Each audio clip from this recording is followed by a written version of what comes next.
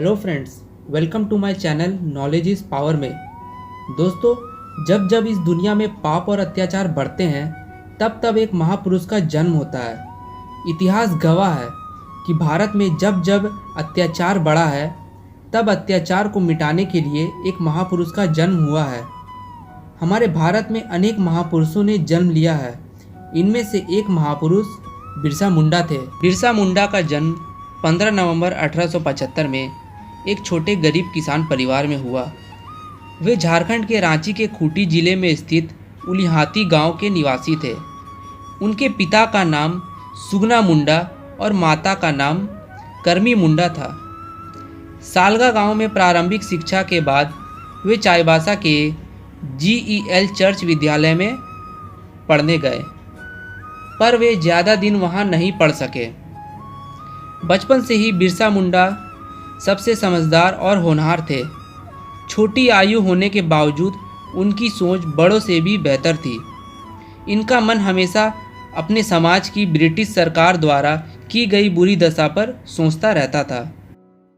1894 में छोटा नागपुर में भयंकर अकाल और महामारी फैली हुई थी। बिरसा मुंडा ने पूरे मनोयोग से अपने लोगों की सेवा की।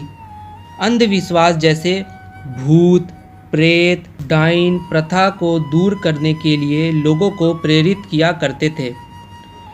जो लोग किसी महामारी को दैवीय प्रकोप मानते थे, उनको वे महामारी से बचने के उपाय समझाते थे। उन्होंने चेचक हैजा से लड़ने का तरीका भी बताया था। 1 अक्टूबर 1894 को नौजवान नेता के रूप में सभी मुंडाओं को एकत्र कर इन्होंने अंग्रेजों से कर माफ़ी के लिए आंदोलन शुरू कर दिया। 1895 में इन्हें गिरफ्तार कर लिया गया और हजारीबाग के केंद्रीय कारागार में 2 साल के कारावास की सज़ा दे दी। ब्रिटिश सरकार यह जानती थी कि बिरसा मुंडा शांत बैठने वालों में से नहीं है। बिरसा मुंडा और उनके शिष्यों ने भी क्षेत्र की अकाल और अत्याचार पीड़ित जनता की सहायता करने की ठान रखी थी, जिससे उन्होंने अपने जीवन काल में एक महापुरुष का दर्जा प्राप्त किया। 1897 से 1900 के बीच मुंडाओं और अंग्रेजी सिपाहियों के बीच युद्ध होते रहे। बिरसा मुंडा और उसके चाहने वाले लोगों ने अंग्रेजों की नाक में दम कर रखा था। अगस्त 1897 में बिरसा मुंडा और उनके 400 सिपाहियों ने तीर कमानों से लैस होकर खूंटी थाने पर धावा बोल दिया। 1898 में तांगा नदी के किनारे मुंडाओं की भिड़ंत अंग्रेजी सेनाओं से हुई, जिसमें पहले तो अंग्रेजी सेना हार गई, लेकिन इसके बदले में उस इलाके के बहुत से आदिवासी नेताओं को गिरफ्तार कर लिया। 1895 में बिरसा मुंडा ने अंग्रेजों की लागू की गई जमीन प्रथा और राजस्व व्यवस्था के खिलाफ लड़ाई के साथ साथ जंगल जमीन लड़ाई छिड़ी। बिरसा ने सूदखोर महाजनों के खिलाफ भी जंग का ऐलान किया। यह आदिवासी अस्मिता और संस्कृति को बचाने का संग्राम था। जनवरी 1900 डोमरी पहाड़ पर एक और सैन्य संघर्ष हुआ, जिसमें बहुत सी औरतें और बच्चों की मौत हो गई। उस जगह बिरसा मुंडा अपनी जनसभा को संबोधित कर रहे थे। बाद में बिरसा मुंडा के कुछ शिष्यों की गिरफ्तारी भी हुई। अंत में सबको बचाने के लिए स्वयं बिरसा मुंडा ने 3 फरवरी 1900 को चकद्दरपुर में सरेंडर कर दिया। ब्रिटिश सरकार जान चुकी थी कि बिरसा मुंडा के जीवित रहते वे शासन नहीं कर सकते हैं, तो अंग्रेजों ने 9 जून 1900 ईस्वी में बिरसा मुंडा को रांची के कारागार में जहर देकर मार दिया।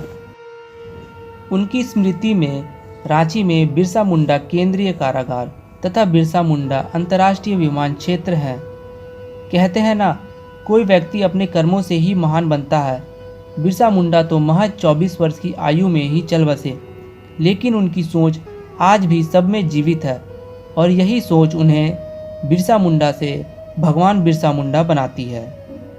बिरसा मुंडा की मृत्यु हो गई, पर उनके विचार आज भी अमर हैं। उन्हें उस इलाके के लोग धरती बाबा के नाम से पुकारा करते और पूजा करते थे। उनकी समाधि रांची के कोकर के निकट डिस्टिलरी पुल के पास स्थित है। वहीं उनका स्टैचू भी लगा हुआ है। आज भी बिहार, उड़ीसा, झारखंड, छत्तीसगढ़ और पश्चिम बंगाल के आदिवासी बिरसा मुंडा की भगवान की तरह पूजा करते हैं। दोस्तों, बिरसा मुंडा की महानता और उनकी बहादुरी शब्दों में बयां नहीं की जा सकती। इसी के साथ मैं अपनी वाणी को विराम देता हूँ। अगर आप लोगों को यह वीडियो पसंद आई हो तो मेरे चैनल को लाइक, सब्सक्राइब और शेयर ज़रूर कीजिएगा। मिलते हैं अगले वीडियो में किसी नए टॉपिक के साथ। तब तक के लिए बाय।